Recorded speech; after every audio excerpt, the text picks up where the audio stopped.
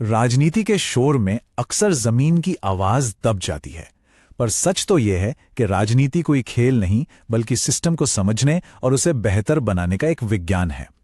आज हम उत्तर प्रदेश की मिलक विधानसभा सीट का विश्लेषण करेंगे, किसी व्यक्ति या पार्टी के नजरिए से नहीं बल्कि उन आंकड़ों और हकीकतों से जो शासन की असली तस्वीर हमारे सामने रखती हैं। चलिए शुरू करते हैं। हम इस सफर को 6 हिस्सों में तय करेंगे। सबसे पहले हम मिल्क की जमीन और वहां के लोगों को समझेंगे। फिर 2022 के चुनावी नंबरों की कहानी में गोता लगाएंगे। इसके बाद पिछले 10 साल के राजनीतिक उतार चढ़ाव को देखेंगे। फिर एक रणनीतिक मूल्यांकन करेंगे और आखिर में शासन के लिए एक ठोस ब्लूप्रिंट और आगे की राह क्या हो सकती है, इस पर बात करेंगे। किसी भी जगह के राजनीति को समझने की पहली सीढ़ी होती है वहां के लोगों को समझना। तो आइए सबसे पहले मिलक की जमीन की नब्ज को महसूस करते हैं। मिलक यानी विधानसभा क्षेत्र संख्या 38 एक आरक्षित सीट है। इसका सीधा सा मतलब है कि यहां का नेतृत्व अनुसूचित जाति समुदाय से ही आता है। ये खेतों और परिवारों की धरती है, जहां राजनीति का हर छोटा बड़ा फैसला सीधे लोगों की जिंदगी पर असर डालता है।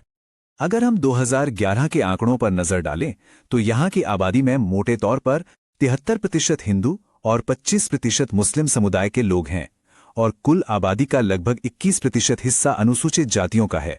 यही सामाजिक तानाबाना यहां की राजनीति की धुरी है जो हर चुनाव की दिशा तय करता है। लेकिन असल सवाल यह है कि लोग वोट देते क्यों हैं? अपनी रोजमर्रा की मुश्किलों के लिए। मिलक की सबसे बड़ी शिकायतें क्या हैं? टूटी फूटी सड़कें, बिजली पानी की किल्लत, किसानों को उनकी फसल का सही दाम ना मिलना और नौजवानों के लिए रोजगार की कमी। देखिए, ये सिर्फ सुविधाओं की लिस्ट नहीं है, ये लोगों के आत्मसम्मान और गरिमा से जुड़े सवाल हैं और यही सवाल उनके हर राजनीतिक फैसले को शक्ल देते हैं। तो ये तो हुई जमीनी हकीकत की बात। अब जरा उन आंकड़ों को देखते हैं जो इन हकीकतों को एक कहानी में पिरोते हैं। 2022 के नंबर हमें क्या बता रहे हैं? 5,912, बस इतना सा। 2022 के चुनाव में जीत और हार के बीच का फासला सिर्फ इतना ही था। ये मामूली सा अंतर हमें बताता है कि मिलक में मुकाबला कितना ज्यादा कड़ा है, एक ऐसी जगह जहां एक एक वोट की कीमत है। अब जरा इन आंकड़ों पर गौर कीजिए। 2022 में कुल मतदाता 3,57,000 से भी ज्यादा थे। वोटिंग हुई 63% से ऊपर, जो दिखाता है कि लोग अपने हक को लेकर कितने जागरूक हैं। भाजपा को मिले 43.11% वोट, तो समाजवादी पार्टी को मिले 40.5%, यानी जीत का अंतर सिर्फ 3.61% का रहा। ये चार्ट उसी मामूली अंतर को और भी साफ कर देता है। भाजपा और सपा के बीच का ये छोटा सा गैप, यही इस सीट की पूरी कहानी है।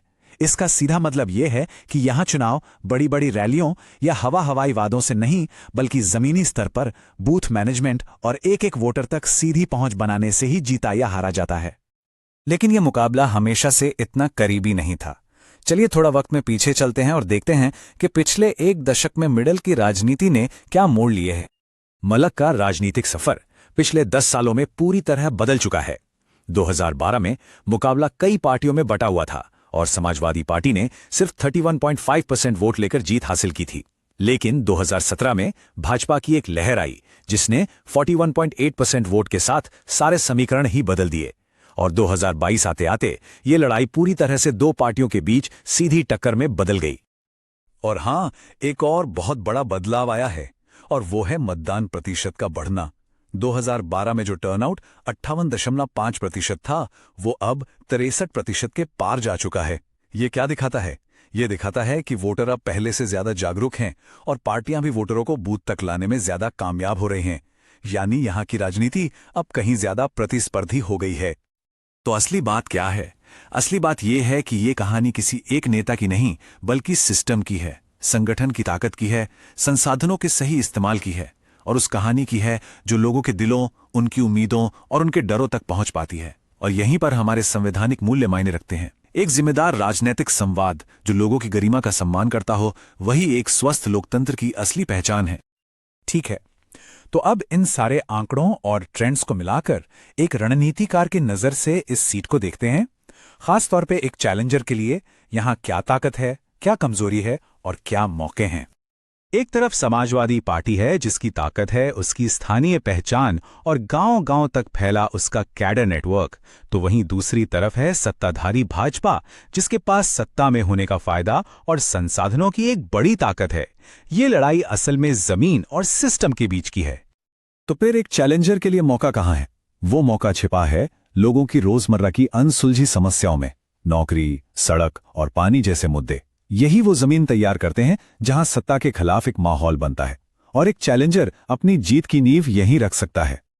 तो अब हम आते हैं सबसे जरूरी सवाल पर, वो 5,912 वोटों का अंतर, उसे कैसे भरा जा सकता है?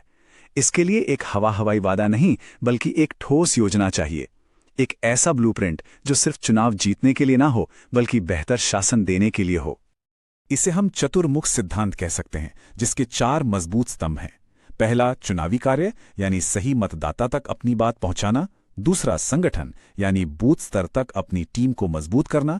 तीसरा, नैरेटिव यानी सामाजिक न्याय और विकास की एक साफ और सच्ची कहानी। और चौथा, संसाधन यानी जमीनी काम के लिए उनका सही इस्तेमाल। इस ब्लूप्रिंट को जमीन पर उतारने के लिए चाहिए एक लोक कल्याण चार्टर। ये 5 ठोस वादों का एक दस्तावेज हो सकता है। युवाओं के लिए रोजगार, किसानों को सब्सिडी, बेहतर सड़कें, आसानी से मिलने वाली स्वास्थ्य सेवाएं और अच्छी शिक्षा।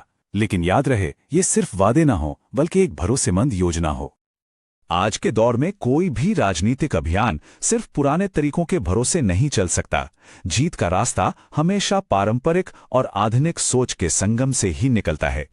इसका मतलब है पारंपरिक और आधुनिक का मेल। एक तरफ घर घर जाकर लोगों की बात सुनना, और दूसरी तरफ व्हाट्सएप ग्रुप्स और छोटे छोटे वीडियोस के जरिए डिजिटल बातचीत करना। इससे आपका संदेश सीधे लोगों के फोन तक पहुंचता है और संवाद का एक नया शक्तिशाली रास्ता खुलता है। और देखिए, जब डिजिटल माध्यमों की बात आती है तो एक बहुत बड़ी जिम्मेदारी भी साथ आती है, और वो है डेटा डिग्निटी यानी नागरिकों के डेटा का सम्मान। भारत का कानून बिल्कुल साफ कहता है कि किसी भी व्यक्ति की जानकारी उसकी सहमति के बिना और बताए गए उद्देश्य के अलावा किसी और काम के लिए इस्तेमाल नहीं की जा सकती। विश्वास बनाने की ये पहली और सबसे जरूरी शर्त है। तो अंत में सवाल सिर्फ एक चुनाव जीतने तक का नहीं है। असली चुनौती तो चुनाव के आगे देखने की है।